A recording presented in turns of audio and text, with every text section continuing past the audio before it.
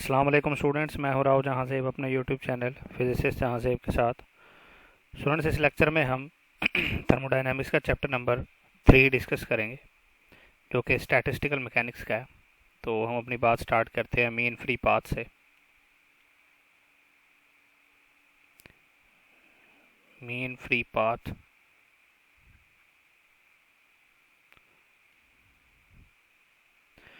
तो एक ideal gas की बात करें तो उसके कुछ मॉलिक्यूल्स होते हैं। इस तरीके से फ़र्ज़ कर लें ये एक मॉलिक्यूल है, ये दूसरा मॉलिक्यूल है, ठीक है, ये तीसरा मॉलिक्यूल है। तो ये होता है कि ये मूव करते हुए एक दूसरे से कोलाइड कर जाते हैं, ठीक है। कोलाइड करने के बाद फिर ये दूसरी तरफ मूव करते हैं तो इनके करीब जो दूसरा मॉलिक्यूल होता है उससे कोलाइड कर जाते हैं।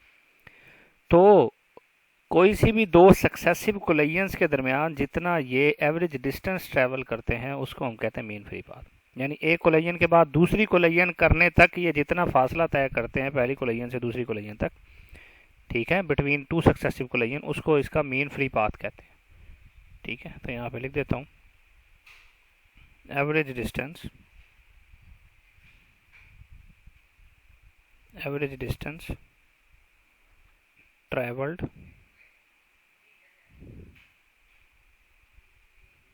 Travelled between two successive collisions. तो इसको हम कहते हैं जी मीन फ्री पाथ, ठीक है। और मीन फ्री पाथ को जो है वो शो किया जाता है किससे जी, डिनोटेड बाय लैम्डा, ठीक है। तो ये लैम्डा जो है वो बेसिकली क्या है, मीन फ्री पाथ। अब देख लेते हैं मीन फ्री पाथ बाकी दूसरी चीज़ों पे कैसे डिपेंड करता है। तो पहले इसका रिलेशन देखते हैं डेंसिटी के साथ, ठीक है। तो डेंसिटी देखें, अगर आप मॉलिक्यूल्स की क्या करें, गैस की जो है वो डेंसिटी बढ़ा दें। अगर डेंसिटी बढ़ा देंगे इसका मतलब ये है कि एक खास एरिया में ज़्यादा नंबर ऑफ मॉलिक्यूल जो हैं आपके पास मौजूद होंगे, ठीक है। अगर ज़्यादा नंबर ऑफ मॉलिक्यूल्स एक ख़ास एरिया में मौजूद हैं तो जो मॉलिक्यूल्स हैं वो टकराने के बाद दूसरी जब कोलिजन करने जाएंगे तो ज़्यादा फासला तो तय नहीं कर पाएंगे क्योंकि ज़्यादा नंबर ऑफ मॉलिक्यूल्स मौजूद हैं। तो इस लिहाज से जो मीन फ्री पाथ है उसका इन्वर्स रिलेशन बनेगा डेंसिटी के साथ, ठीक है, यानी number of molecules per unit volume के साथ, ठीक है जी। डेंसिटी ज़्यादा होने की वजह से आपका जो मीन फ्री पाथ है वो कम हो जाएगा। अब रिलेशन देखते हैं साइज ऑफ मॉलिक्यूल के साथ। साइज ऑफ मॉलिक्यूल, तो साइज ऑफ मॉलिक्यूल अगर ज़्यादा कर दें तो मीन फ्री पाथ कम हो जाएगा, क्योंकि जैसे साइज ऑफ मॉलिक्यूल ज़्यादा होगा तो उन्हें नेक्स्ट कोलिजन करने के लिए कम फासला तय करना पड़ेगा। तो साइज ऑफ मॉलिक्यूल के साथ इसका जो रिलेशन है वो इन्वर्स है। साइज ऑफ मॉलिक्यूल ज़्यादा कर दें तो मीन फ्री पाथ कम हो जाएगा। अब रिलेशन देखते हैं cross sectional area of molecule के साथ।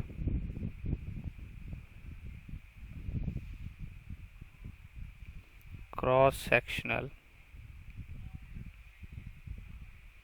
एरिया, ठीक है, ये एरिया उस जगह का नहीं हो रहा कि जहां पे वो मूव कर रहा है, मॉलिक्यूल का एरिया ऑफ मॉलिक्यूल, जिसको इफेक्टिव एरिया भी कहते हैं, मॉलिक्यूल का एरिया, ठीक है। अगर स्फेरिकल शेप का है, सर्कुलर शेप का, तो पाई आर स्क्वायर। तो क्रॉस सेक्शनल एरिया के साथ अगर इसका रिलेशन देखें तो एरिया क्रॉस सेक्शन जिसका मॉलिक्यूल का आप अगर बढ़ा दें तमाम का, तो मीन फ्री पाथ जो है वो आपका डिक्रीज हो जाएगा क्योंकि वो ज़्यादा जगह घेर लेंगे। तो इस लिहाज से तीनों के साथ इसका क्या है जी, इन्वर्स रिलेशन है, ठीक है। तो अब हम देख लेते हैं कि मीन फ्री पाथ का फार्मूला क्या बनेगा। उसके लिए हम एक एग्जांपल डिस्कस कर लेते हैं। फ़र्ज़ कर लेते हैं कि ये एक मॉलिक्यूल है, ठीक है, ये इसका जी फ़र्ज़ कर लें साइज़ ऑफ मॉलिक्यूल, इसको डायमीटर कह दें, साइज़ ऑफ मॉलिक्यूल या डायमीटर कह दें, ठीक है। अगर आप कहना चाहें तो इसको इसका हाफ कर दें तो इसको रेडियस भी कह सकते हैं, ठीक है। और ये देखें जी, ये दूसरा मॉलिक्यूल है, ये एक दूसरे की तरफ मिल रहे हैं, फिर आखिरकार ये जाके एक दूसरे से क्या कर जाते हैं, कोलाइड कर जाते हैं, ठीक हो गया। तो जब ये कोलाइड कर जाते हैं तो इनका इफेक्टिव कोलिजन एरिया जो है ना, वो क्या होता है, वो होता है जी इफेक्टिव, क्योंकि ये सर्कुलर शेप के हैं ना, इफेक्टिव कोलिजन एरिया वो होगा जी इनका पाई डी स्केयर। ठीक हो गया। तो इसी तरीके से हम एक कंटेनर है उसके अंदर गैस मॉलिक्यूल्स ले लेते हैं काफ़ी सारे, और उसमें देख लेते हैं कि उनका जो है मीन फ्री पाथ कितना होगा मॉलिक्यूल के टकराने का। तो हमने क्या किया जी, कंसीडर कर लिया एक कंटेनर इस तरीके से। इस कंटेनर में जो है वो गैस मॉलिक्यूल्स मौजूद है।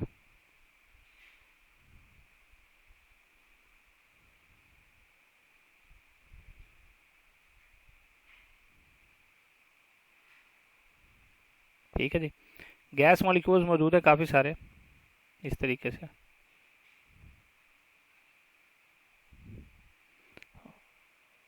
इस कंटेनर का अगर एरिया निकालें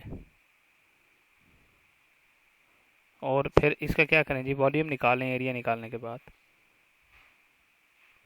या आप बात कर लें गैस मॉलिक्यूल्स के लिए। अच्छा, गैस मॉलिक्यूल्स का जो वॉल्यूम होगा वो क्या होगा, वॉल्यूम बराबर होगा एरिया, ठीक है, मल्टीप्लाई कोई भी एक साइड, ठीक है, एक्स। ठीक है, तो एरिया जो है वो तो हम देख चुके हैं कितना है जी, पाई डी स्क्वायर है, और एक्स जो है वो उसका तय करदा फासला है जितना उसने तय किया। ठीक है, जितनी लेंथ उसने तय की है, तो ये क्या हो जाएगा जी, S is equal to V T हो जाएगा।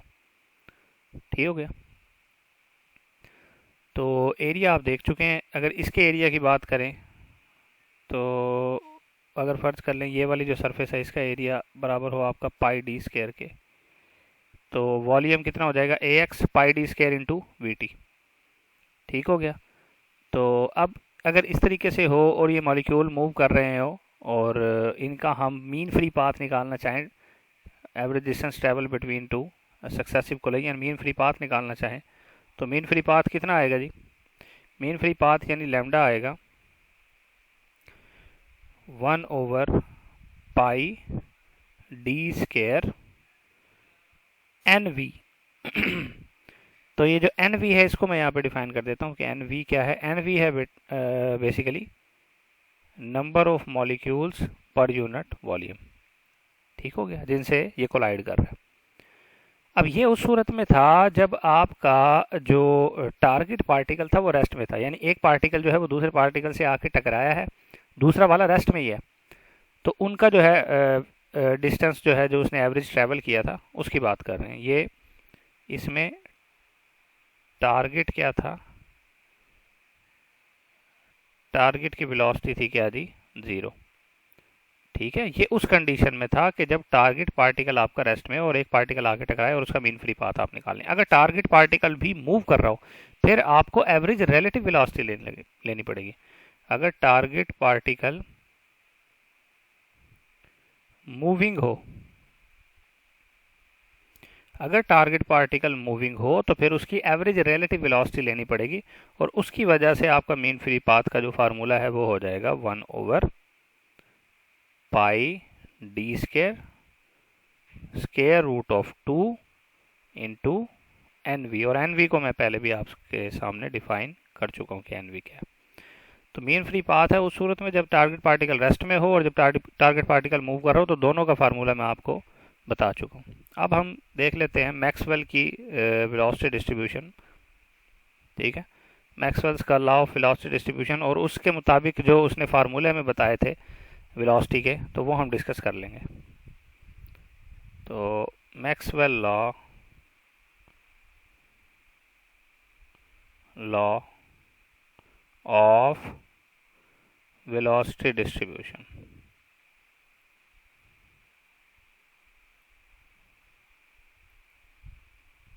चलें जी, तो इसी के लिहाज से फिर हम देख लेंगे कि वेलोसिटी डिस्ट्रीब्यूशन में मैक्सवेल ने कौन कौन से फार्मूले बताए। तो पहला जो है उसका आरएमएस वेलोसिटी का, वी आर एम एस।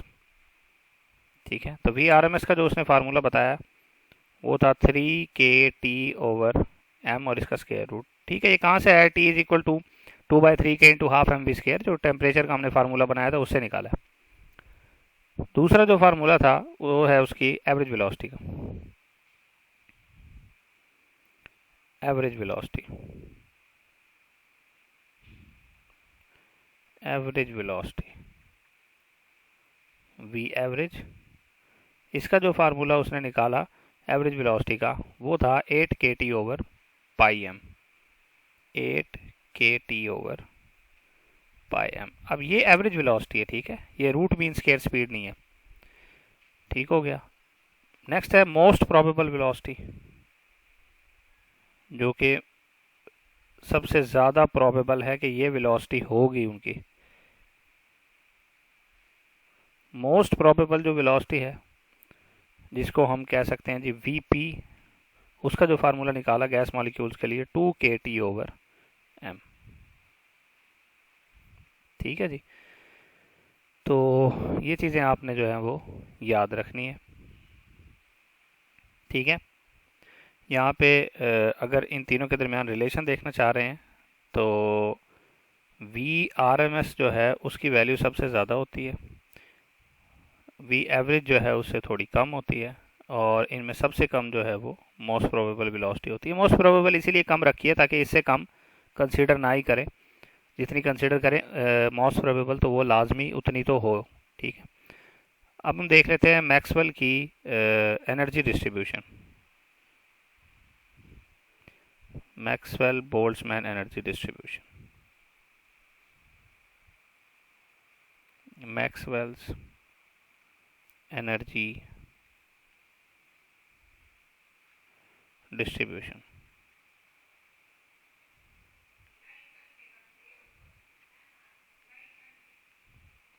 तो एनर्जी डिस्ट्रीब्यूशन में एनर्जी का हम इंटरनल एनर्जी की बात करेंगे आइडियल गैस की। तो इंटरनल एनर्जी जो है आइडियल गैस की, जो एनर्जी डिस्ट्रीब्यूशन में जो उसका फार्मूला मैक्सवेल ने बताया वो हम पहले भी निकाल चुके हैं। एनर्जी डिस्ट्रीब्यूशन के लिहाज से 3/2 एन के टी। ठीक है। तो 3 क्या है, डिग्रीज ऑफ फ्रीडम है। इसी के साथ ही अगर बात करें मीन फ्री एनर्जी की, ठीक है, एनर्जी किसकी, मीन फ्री एनर्जी जो कि बिटवीन टू सक्सेसिव कोलिजन थी मॉलिक्यूल की, तो मीन फ्री एनर्जी जो है वो बराबर होगी 3/2 इंटू के टी। ठीक है, एक मॉलिक्यूल की बात कर रहे हैं क्योंकि मीन फ्री एनर्जी निकालना चाह रहे हैं। ठीक है। बेसिकली ये बराबर होती है mean free energy, mean free energy जो है वो बराबर होती है internal energy per unit number of molecules. ठीक है, तो उस लिहाज से निकाला है। अब हम बात कर लेते हैं मोस्ट प्रोबेबल एनर्जी की।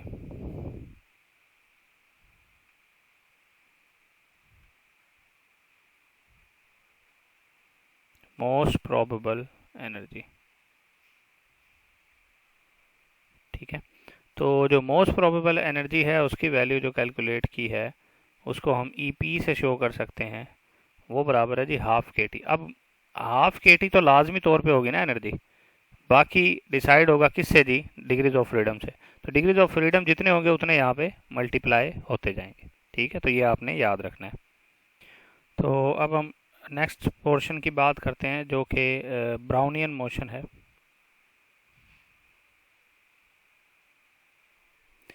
ब्राउनियन मोशन, तो देखेंगे ब्राउनियन मोशन क्या है। देखिए आपको पता है अगर जो पार्टिकल्स हैं वो फ्लूइड में मूव कर रहे होते हैं, ठीक है, तो उनकी मोशन जो है वो डिफरेंट तरह की होती है।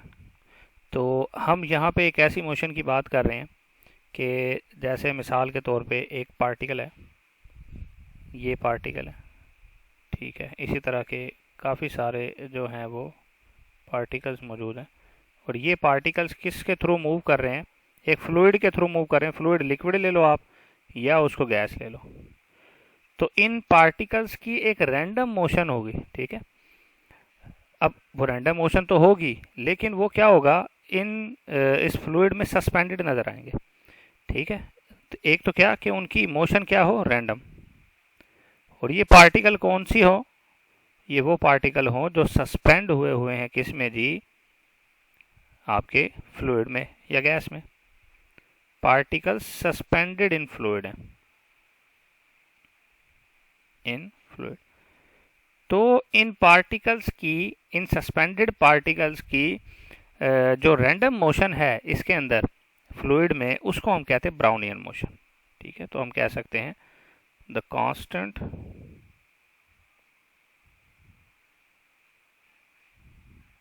Erratic motion. इरेटिक का मतलब रैंडम ही होता है। The constant erratic movement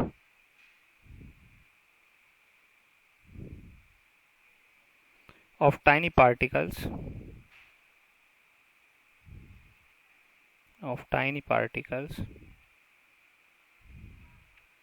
suspended in fluids। ठीक है, उसको कहते हैं जी, उसकी इस मोशन को कहते हैं, पार्टिकल्स की इस मोशन को ब्राउनियन मोशन कहते हैं। ब्राउनियन मोशन के बारे में जो है वो आइंस्टाइन ने भी एक थ्योरी पेश की, उसको देख लेते हैं कि वो क्या थी। Einstein's theory of Brownian motion.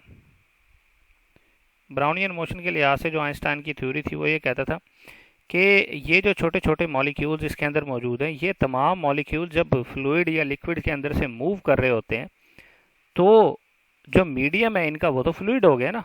देखें, फर्ज कर लें यहाँ पे सारा का सारा फ्लूइड मौजूद है, लिक्विड मौजूद है, तो लिक्विड के जो मॉलिक्यूल्स होते हैं वो भी तो मूव कर रहे होते हैं ना। तो जब वो मूव कर रहे होते हैं तो उनकी कुछ ना कुछ थर्मल मोशंस होती हैं। ठीक है, तो ये जो पार्टिकल्स होते हैं ये क्या करते हैं, ये मीडियम के पार्टिकल यानी फ्लूइड के जो मॉलिक्यूल्स हैं उनकी मोशंस को शेयर कर लेते हैं आपस में। ठीक है, यानी मीडियम के पार्टिकल्स के साथ साथ, यानी फ्लूइड के मॉलिक्यूल्स के साथ साथ ये पार्टिकल्स जो है वो मूव कर रहे होते हैं, उनकी थर्मल मोशंस को ये क्या कर लेते हैं, शेयर कर लेते हैं। और थर्मल मोशन की वजह से जो इनकी एवरेज ट्रांसलेशनल काइनेटिक एनर्जी होती है वो 3/2 kT होती है। ठीक है, तो यहाँ पे मैं लिख देता हूँ इसकी डेफिनेशन के particle suspended in liquid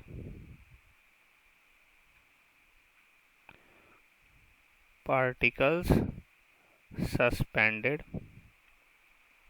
in liquids या फ्लूइड्स ही कहते हैं, वो गैसेस भी शामिल हो जाएंगी।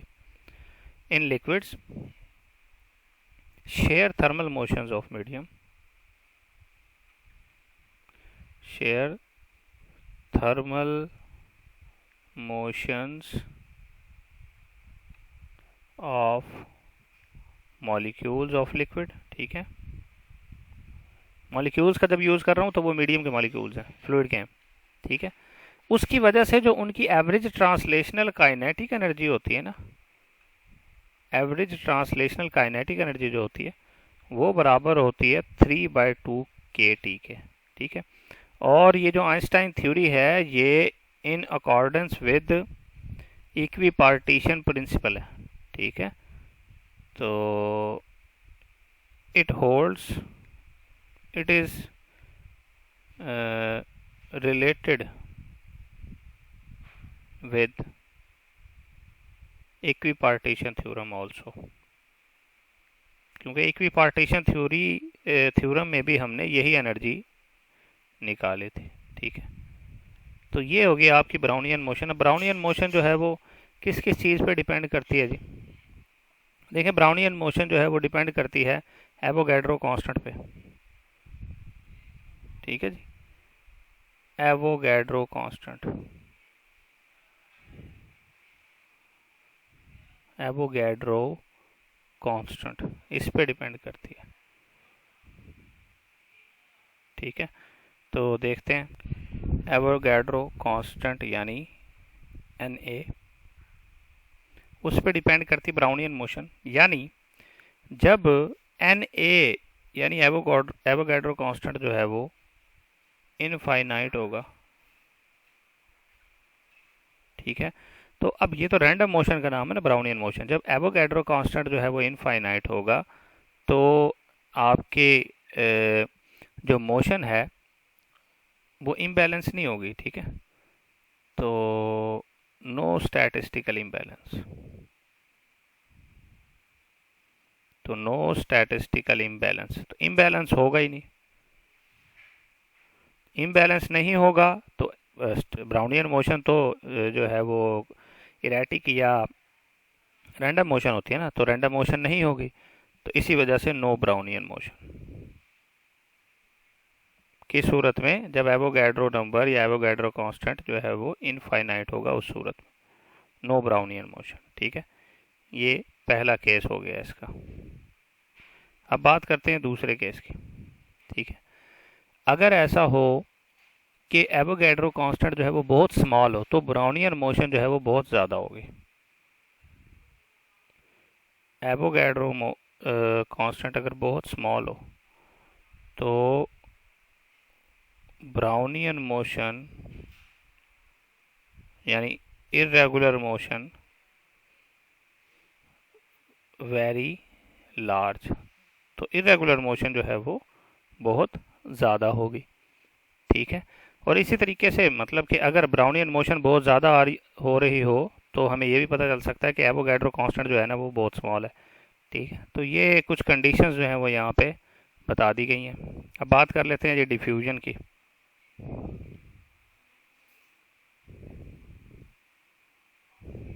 डिफ्यूजन, तो चूंकि फ्लूइड्स की बात कर रहे हैं, ठीक है, तो मॉलिक्यूल्स जो हैं वो हमेशा हायर कंसंट्रेशन से लोअर कंसंट्रेशन की तरफ मूव करते हैं। तो मॉलिक्यूल्स का हायर कंसंट्रेशन की तरफ से लो कंसंट्रेशन की तरफ मूव करना, इसको डिफ्यूजन कहते हैं। नेचुरल टेंडेंसी ऑफ मॉलिक्यूल्स, ठीक है, natural tendency of molecules, natural tendency of molecules to flow from higher concentration to flow from higher concentration to lower concentration। ठीक है, इसको कहते हैं जी डिफ्यूजन। ठीक है, तो अब बात कर लेते हैं रेट ऑफ डिफ्यूजन की। तो रेट ऑफ डिफ्यूजन जो है ना वो मॉलिक्यूल्स के वेट पे डिपेंड करता है। ठीक है, तो अगर मॉलिक्यूल्स हैवी होंगे तो उनकी डिफ्यूजन स्लो होगी, और अगर मॉलिक्यूल जो है वो लाइटर होंगे तो उनकी डिफ्यूजन फास्ट होगी। ठीक है, तो weight of molecules, weight of molecules अगर ज़्यादा होगा तो रेट ऑफ डिफ्यूजन वो क्या होगा जी? कम होगा। ठीक है, और वाइस वर्सा कर लेना है इसको आप। ठीक है, अब बात कर लेते हैं कि डिफ्यूजन सबसे ज़्यादा किस में होती है, सॉलिड्स में, लिक्विड्स में या गैसेस में। ठीक है, तो डिफ्यूजन जो है, डिफ्यूजन की बात कर रहे हैं, तो डिफ्यूजन की चूंकि बात कर रहे हैं तो डिफ्यूजन जो है वो सबसे जो ज़्यादा होती है वो किस में होती है जी? सबसे तेज़ जो होती है रेट ऑफ डिफ्यूजन, मैं यहाँ डिफ्यूजन रेट क्या देता हूँ, तो डिफ्यूजन की स्पीड वो सबसे ज़्यादा होती है जी किस में जी? गैसेस में। ठीक है, और उससे स्लो होती है किस में जी? लिक्विड्स में। और उससे सबसे स्लो होती है किस में जी? सॉलिड्स में। ठीक है, ये रेट ऑफ डिफ्यूजन की बात कर रहा हूँ। तो ज़्यादा डिफ्यूजन का मतलब है ज़्यादा मॉलिक्यूल जाना, रेट ऑफ डिफ्यूजन का मतलब है जितनी कितनी स्पीड से डिफ्यूजन हो रही है। ठीक है, और मतलब कि अगर डिफ्यूजन की बात की जाए कि किन किन चीज़ों पे डिपेंड करती है, तो चंद एक चीज़ें हैं जिन पे डिपेंड करती है। रेट ऑफ डिफ्यूजन की बात कर रहे हैं, rate of diffusion, rate of diffusion जो है वो चंद एक चीज़ों पे डिपेंड करती है। ठीक है, ये क्रॉस सेक्शनल एरिया पे भी डिपेंड करती है। ठीक है, तो यहाँ पे लिख देता हूँ रेट ऑफ डिफ्यूजन कई एक चीज़ों पर डिपेंड करता है। क्रॉस सेक्शनल एरिया, ठीक है, gradient of concentration partial C over partial X, इसको कंसंट्रेशन ग्रेडियंट कहते हैं। टेम्परेचर पे भी डिपेंड करती है। ठीक है, और चार्ज पे भी डिपेंड करती है। तो ये चीज़ें आपने याद रखनी है, ठीक है जी। तो अब हम बात कर लेते हैं ग्राहम्स लॉ ऑफ डिफ्यूजन की।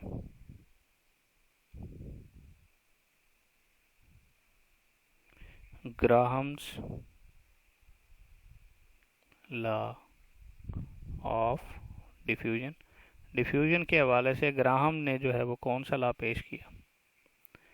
ग्राहम्स के मुताबिक रेट ऑफ डिफ्यूजन जो है वो inversely proportional to square root of their densities और मॉलिक्यूलर वेट्स होती है। ठीक है, मॉलिक्यूल्स की जितनी डेंसिटीज और जितना मॉलिक्यूलर वेट्स होगा उसके साथ rate of diffusion inverse relation रखती है at same temperature and pressure. At same temperature and pressure rate of diffusion, इसको मैं वी कह रहा हूँ, रेट ऑफ डिफ्यूजन को V, V is inversely proportional to square root of their molecular weights या square root of their densities. ठीक है, तो वी यहाँ पे मैं लिख रहा हूँ डिफ्यूजन रेट है।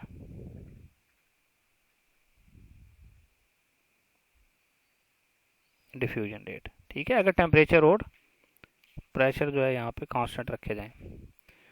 तो अगर वी डिफ्यूजन रेट है तो इसका फार्मूला क्या बन जाएगा। अगर दो मॉलिक्यूल्स की बात कर रहे हैं, एक मॉलिक्यूल ए है और एक मॉलिक्यूल जो है वो बी है, तो इनका रिलेशन क्या बन जाएगा, V A over V B is equal to square root of M B over M A.